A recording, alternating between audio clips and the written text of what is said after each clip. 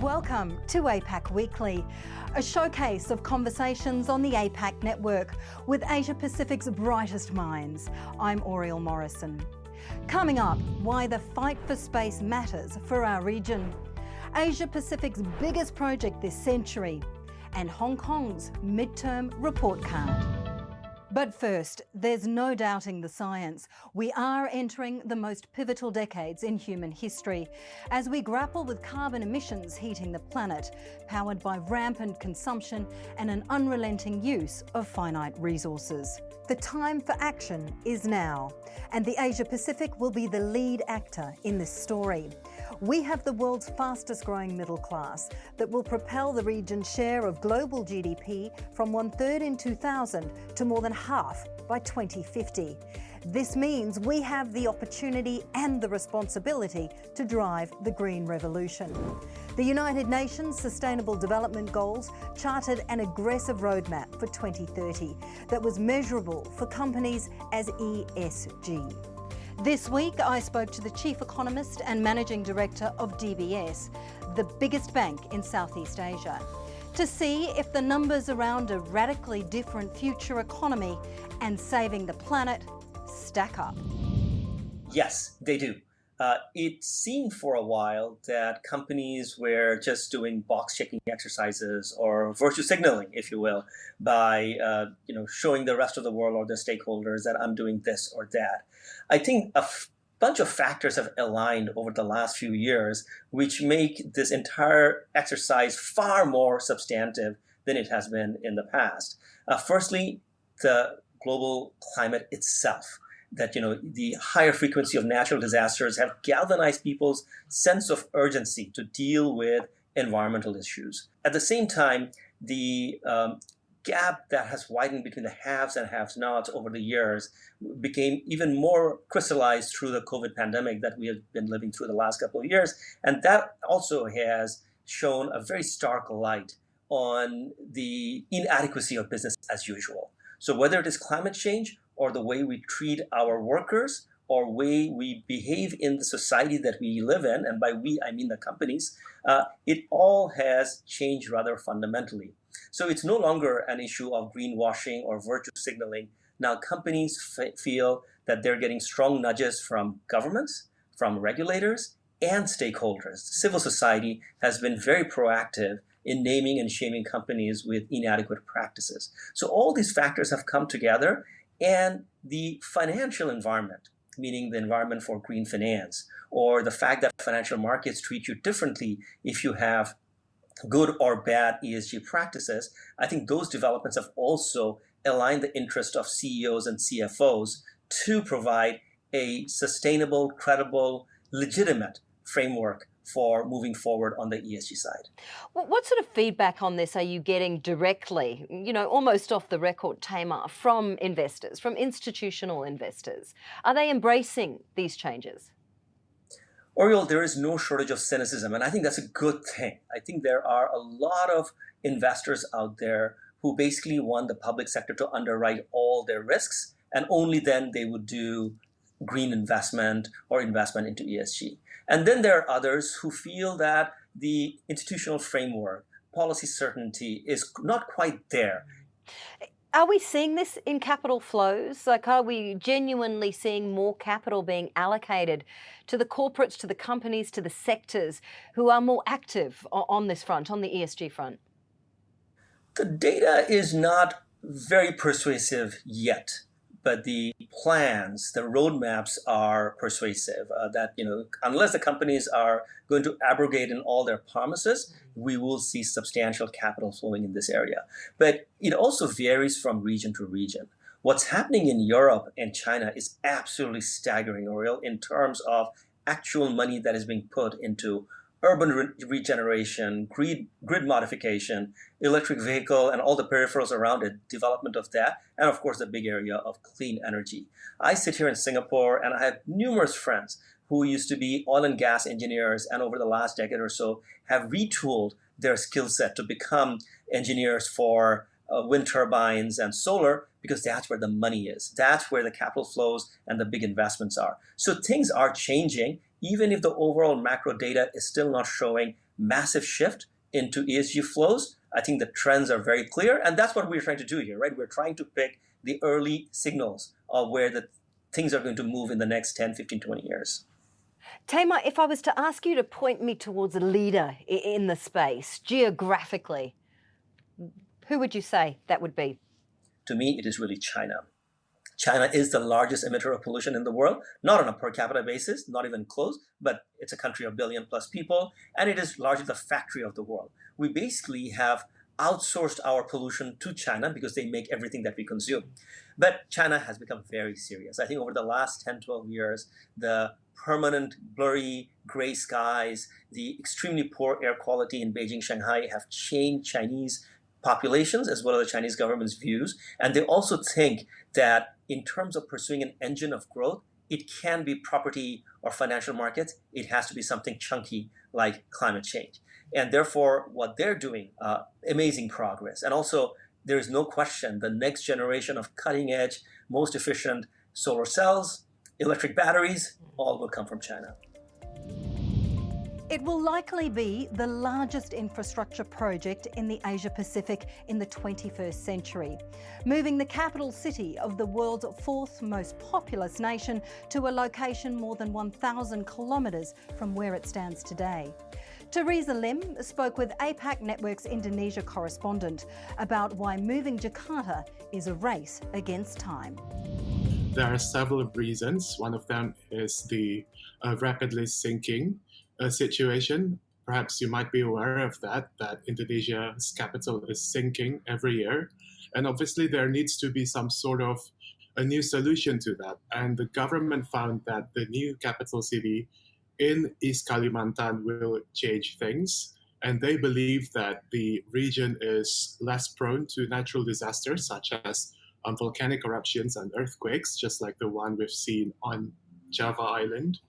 And another thing is because of the need to basically ensure that the economic development to be more distributed more evenly. We know that Java has been really a major contributor to Indonesia's economic development. And with that being said, moving the capital to East Kalimantan, especially as it's more closely located to the eastern regions of the country, such as Sulawesi, it will bring more equity in terms of the economic development. What are the first buildings earmarked for Nusantara? So the government said they will start building the new state palace this year, as well as some ministry buildings, government ministries there, as well as roads and infrastructures there.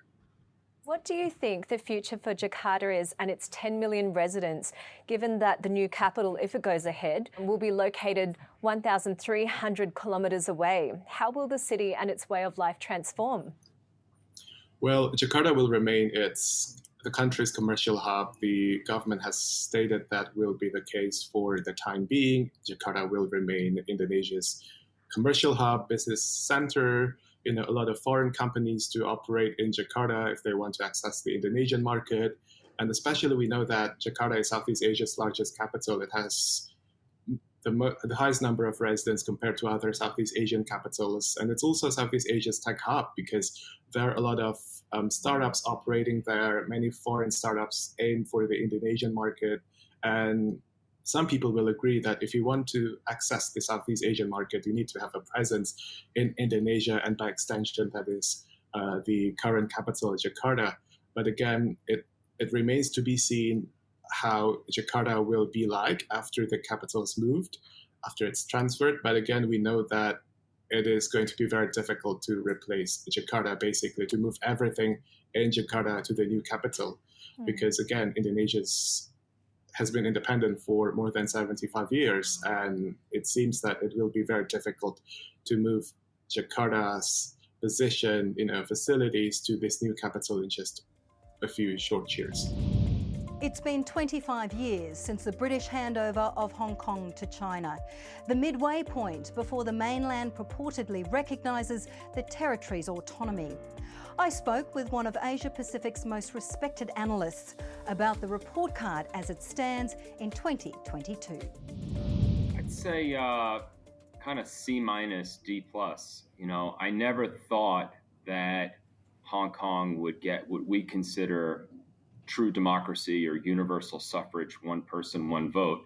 And we have to remember that Britain did not give Hong Kongers those rights when it had the chance.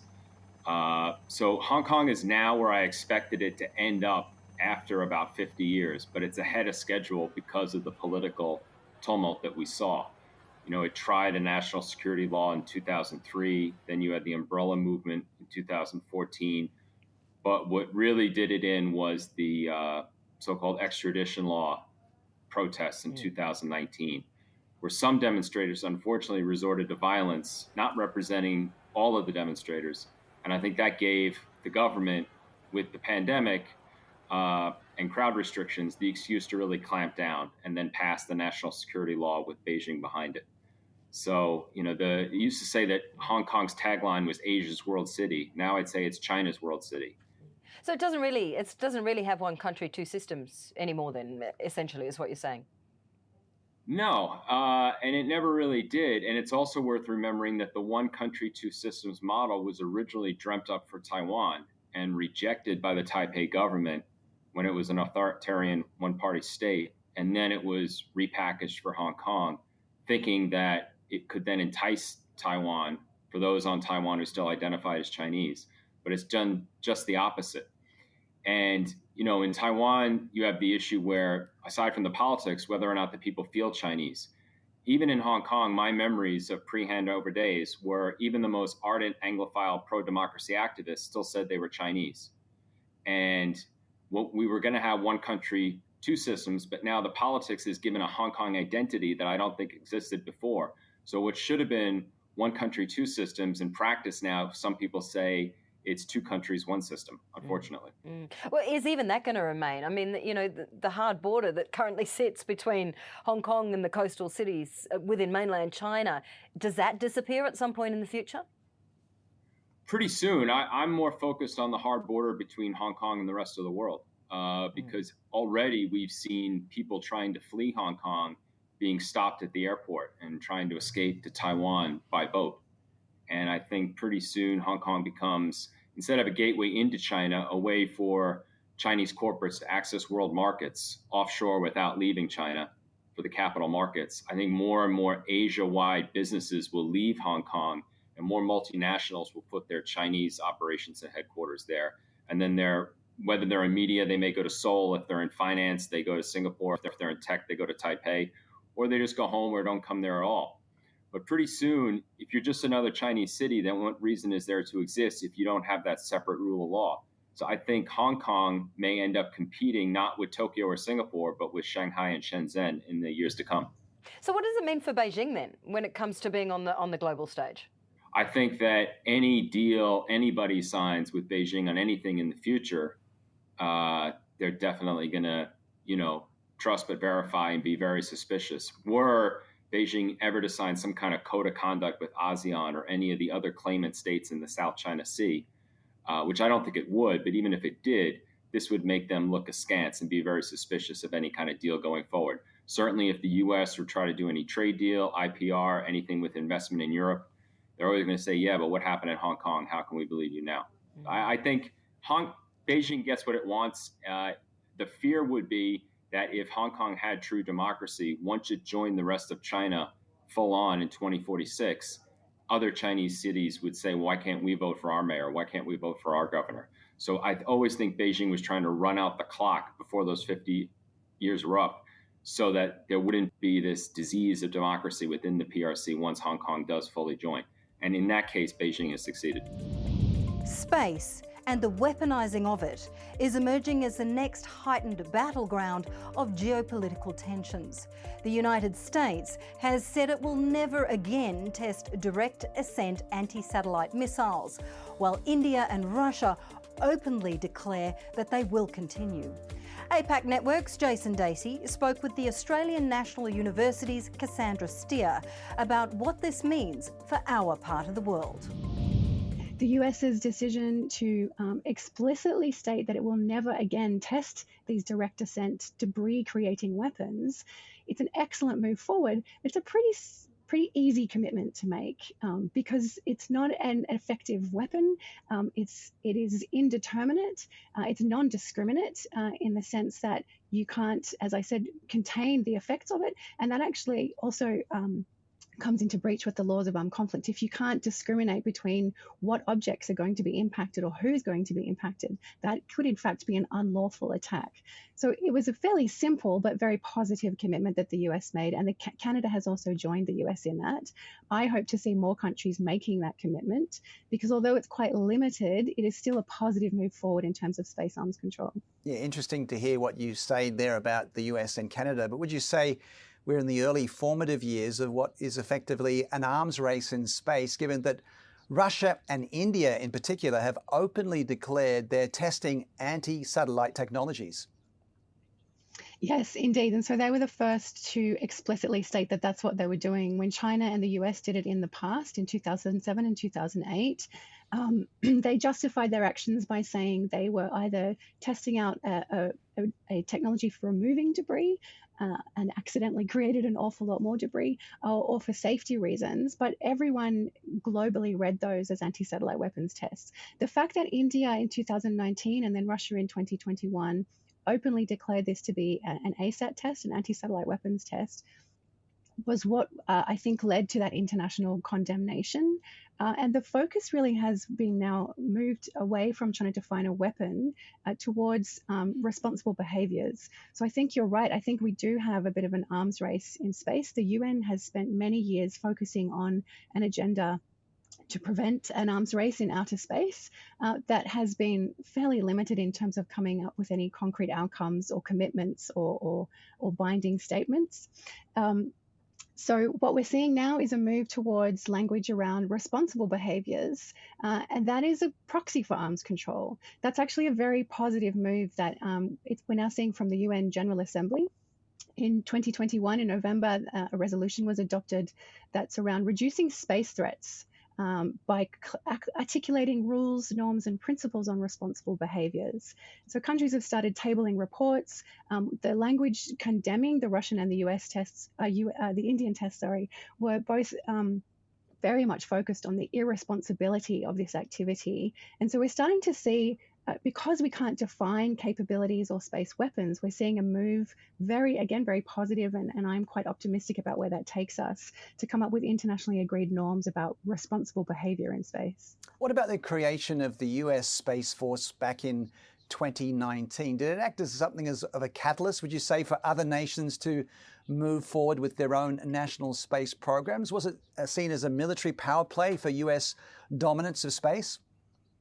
Yeah, indeed. In fact, it could be seen as a slightly disruptive moment. So China, most of its space programs, whether they are for civilian or military purposes, they tend to come from a central agency. So they already had something that looked a little bit like a space force, though not quite the same.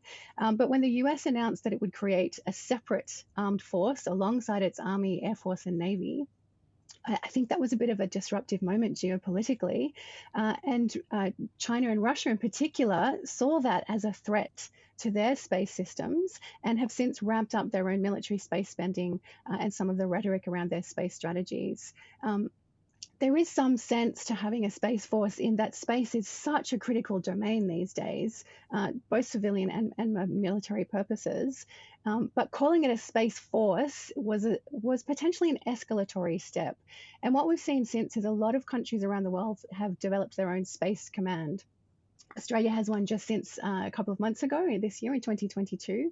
But we also have amongst our partners and allies Japan, the UK, New Zealand, Germany, France, they all have their own space commands. And so those are units or divisions within an armed force. They're joint. They have Army, Air Force, and Navy personnel.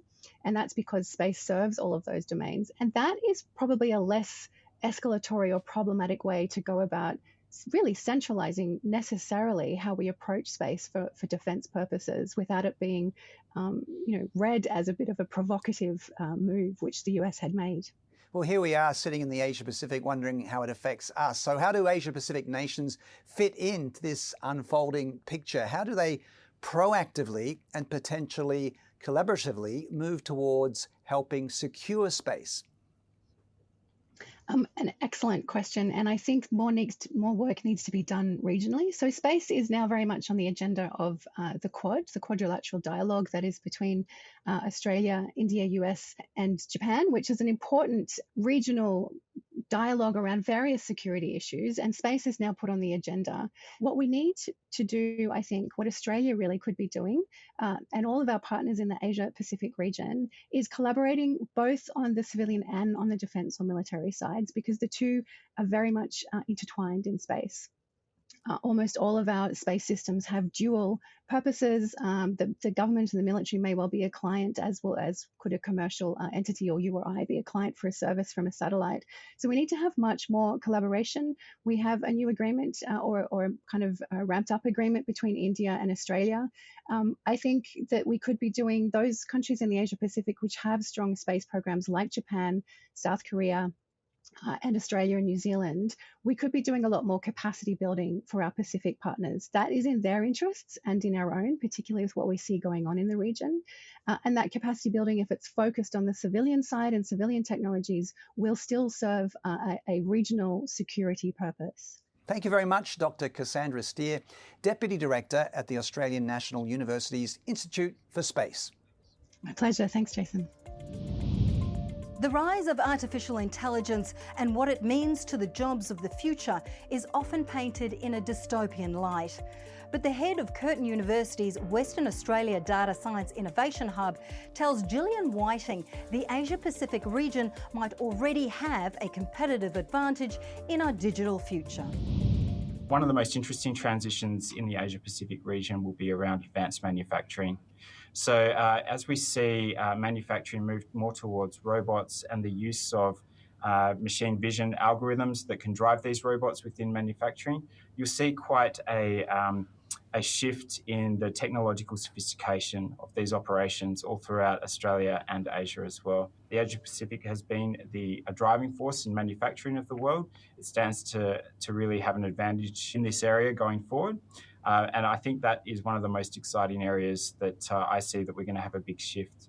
So certainly a lot of these places in the Asia Pacific have had a labour cost advantage. If you move to advanced manufacturing that's largely done by robotics, the cost of a robot, wherever it is around the world, is largely the same. So it does open up opportunities for multiple different countries and sectors to compete in this new economy. What industries, in your mind, are benefiting most from the insights being produced by advances in data science, and how are they using it? Yeah, so there's a few great examples there. Certainly in Western Australia, the resources industries, metals and mining, has done very well to help optimise their operations. And they're even now using data science to help them find new billion-dollar resources that they can build out into the future. So another very exciting field is medical research. Now, if you can think of an artificial intelligence that helps diagnose patients based on medical imaging, to have a sort of data science-driven approach there could really help a lot of people going forward and make doctors much more productive in the way that they use this technology. So big picture thinking, data is going to help save lives, perhaps make us live longer. Absolutely, absolutely. Data will be our hospital treatments and doctor visits will be much more individualised and personalised. We are heading towards an exciting future where we can use data to drive treatments and cures for different diseases. It's very exciting. How are we harnessing the power of data science to help solve some of the world's most pressing issues like poverty and climate change? Yes, so one great way to think about machine learning and data science is that you can build human expertise into a single model that can be used by everyone. So to use medicine as an example, if you have a radiologist, he might study for 20 years and become an expert radiologist and then pass that information down to junior doctors. Now, if we have artificial intelligences that are trained and work with professional radiologists, then this all is coming into a single kind of hive mind, which is able to help diagnose patients and be used by multiple doctors at the same time. And so this applies to lessons in renewable energy, advanced manufacturing, and multiple different industry sectors. I suppose if I had to sum it up, I would say that data science is helping us consolidate human knowledge into these artificial intelligence models that everyone can use. Thank you for joining us on APAC Weekly. I'm Oriel Morrison. To stay across the important conversations shaping our future, visit us at apacnetwork.com.